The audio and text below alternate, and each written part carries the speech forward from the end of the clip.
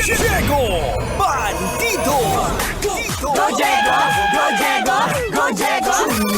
EDSA. Itaas Ang kamot sa mga angkol, itaas ang kamot sa mga angkol. Bunalikol, bunalikol, bunalkol, bunalkol.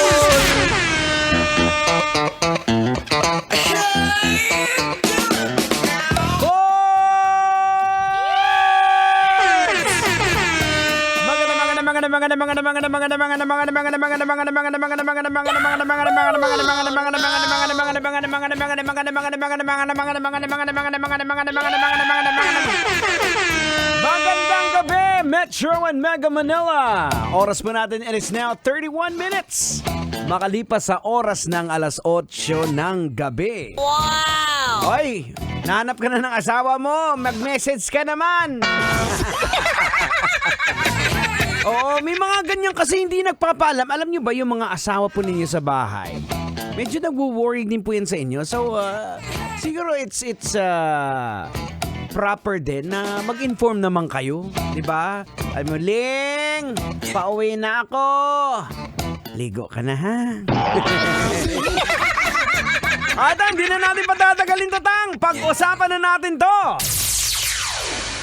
Isang lalaki ang inaresto matapos ibinahagi niya sa kanyang YouTube channel na allegedly hawak niya ang pugot na ulo ng kanyang tatay. Oh no! Ito pong si Justin Moan.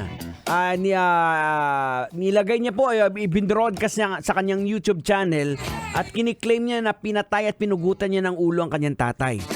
At matapos po itong claim na to, nang ichinek po ng mga pulis ay totoo nga po natagpuan nila yung bangkay ng 60-year-old na lalaki sa Middleton Township sa Bucks Country. Tang, logican na natin to, Tang. Medyo sensitibo pong usapin nito. Ay, sige. Logican mo na yan. Logika na yan! Logika na yan!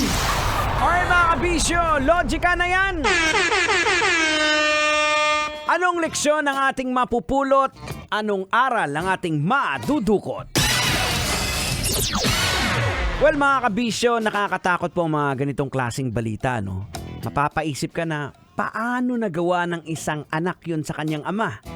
Well, kahit sabihin pa natin na malupit siya o minalupitan siya ng kanyang ama, pero kung papatayin mo yung ama mo sa ganong kabrutal na pamamaraan, halos hindi ko lubos maisip dahil siguro baka pwedeng binarel, nabarel, nasaksak at aksidente mong napatay ang iyong ama. Pero sa sobrang ganon na pugutan yung ulo tapos i-broadcast pa sa YouTube, wala po sa matinong pag-iisip ang taong gagawa nun, di ba? Pero paano ba humahantong ang isang tao na intentionally na pagpatay sa kanyang ama? Ano ba yung mga triggers nito? Well, mga kabisyo, ganito po yan. The act of someone killing their own father and bragging about it on social media is medyo deeply disturbing and goes against the societal norms and ethical standards. Ito po ang ilan sa mga posibleng trigger po dyan. Unang-una po dyan yung mental health issues. So merong severe mental health disorder yung anak niya.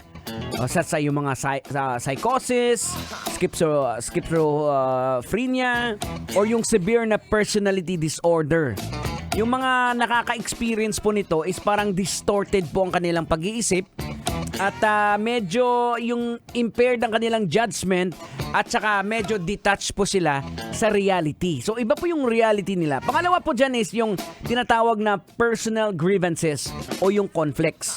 So yung ongoing conflicts o hindi na-resolve ng mga issues within the family might contribute to intense emotions leading to extreme and violent actions. Halimbawa na lang, diba? Ikaw, uncle, kayo ng asawa mo, may hindi kayo pagkakaunawaan dahil sa lagi kang nahuhuli na may babae ka.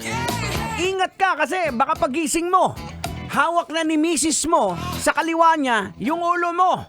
Sa kabila naman, yung gunting.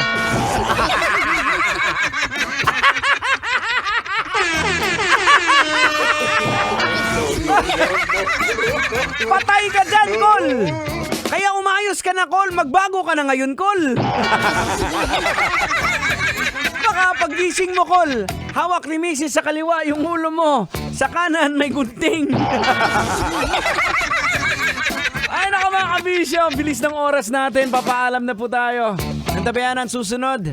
Pagkagat ng dilim. Tutoy na lab. 36 after 8. Good evening, Metro Manila. Sasakyan si